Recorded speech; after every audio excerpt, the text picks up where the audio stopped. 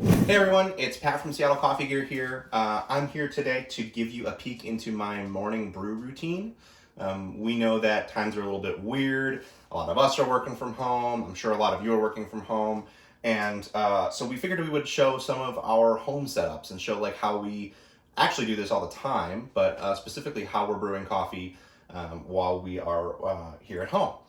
So, with that in mind, I have found recently that the best way for me to kind of get my head in the game and get ready to roll with work is to start with a pour over first thing in the morning.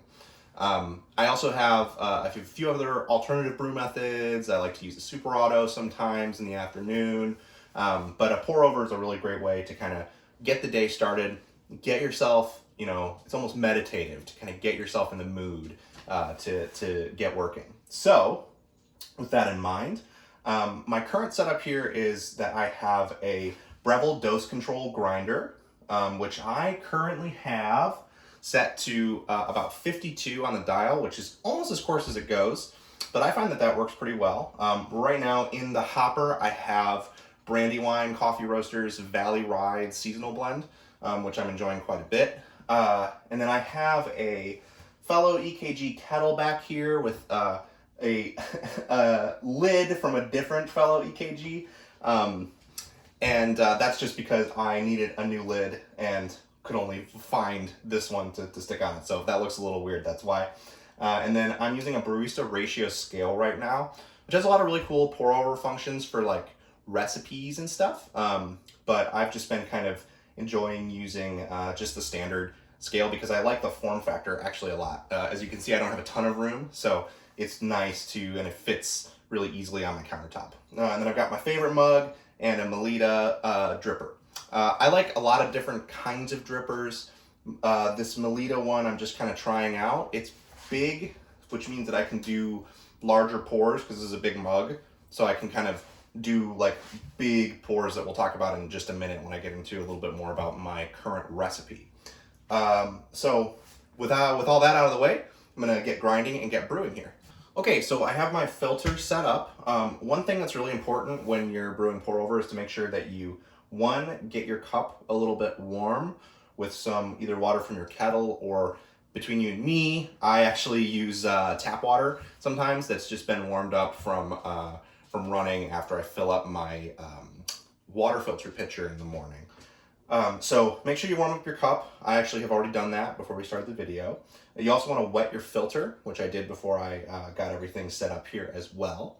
And then obviously like the most important thing to brewing pour over is getting your weights right? So one thing that you might think at first is that a grinder like this one that has a time setting, that it's just you're gonna be able to dial it in once and it's gonna work. Unfortunately, that's kind of hard to do for a lot of grinders. It tends to work better at finer settings for espresso grinders that are designed to grind really, really consistently and really finely all the time. With the dose control, it's a great grinder that has a lot of range, but when you get up into those coarser settings, there's a little bit of inconsistency when it comes to how much it grinds over time. So I'm gonna hit it, we're gonna see what we get, and then I might have to grind a little bit extra. So,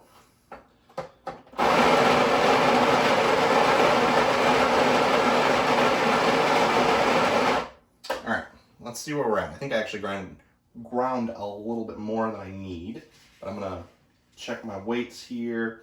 So I'm looking for 25 grams of coffee. And no, it looks like we're actually a little bit short, so hit it one more time.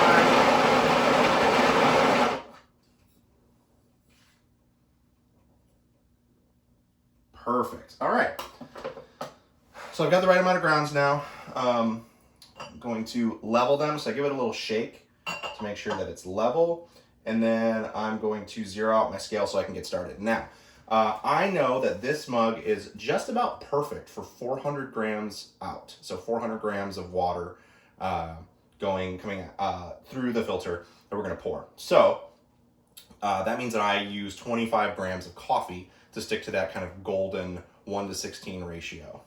So I'm going to get started with a bloom now. What I like to do is bloom at about 80 grams. And there's a lot of different ways you can do this. So one thing that's pretty cool, I actually personally don't taste a huge amount of difference between different drippers. So I like brewing with Kalita Wave and a V60 and stuff, and this dripper, but I don't really taste a huge amount of difference between them. Get a little bit with a Chemex versus a standard pour-over dripper, but I don't taste a huge amount of difference. What does make a big difference for me, and I think for most people, is the amount of water that you pour for each stage of your brew. So I'm starting with an 80 gram bloom, and then I'm going to do a pour up to 220 grams, and then another pour up to 400 grams of weight showing on the scale. When we brew coffee at the office to taste, to see if we want to like bring it in or if we're going to feature it in like a roast of the month or whatever, we tend to use a like equal brewing. So we'll do like 100 grams of water for a bloom, then 100 grams and another 100 gram pour. If we're aiming for 300 grams, that's usually what I brew if I'm going to taste it to write it up or to feature it. So I like to brew in a little more of a like ascending style because I like the way it tastes more. You can also brew it in more of a like descending style where you start with a big bloom and then brew less. I personally don't have a taste for that at all. So I'm doing my pour now up to 220.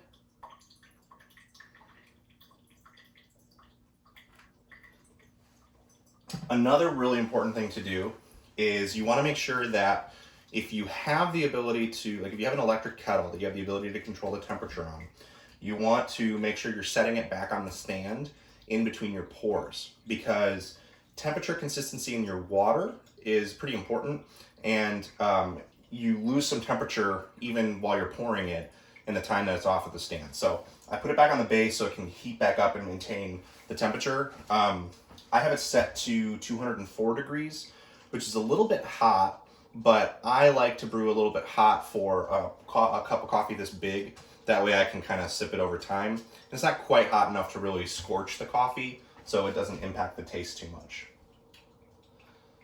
So we're letting the last little bit of water from that pour drain. And I usually will do this in steps where I'm kind of like, I'm here, I do the bloom, and then I'll walk away, sometimes for a little bit too long, because I'll be making myself some breakfast or what have you. So this is a little bit faster than I usually do, but I don't want to bore you too much. So we're gonna do the last pour, and this is the pour I'm looking for 400 grams on my scale. So I know I'm done with my pours.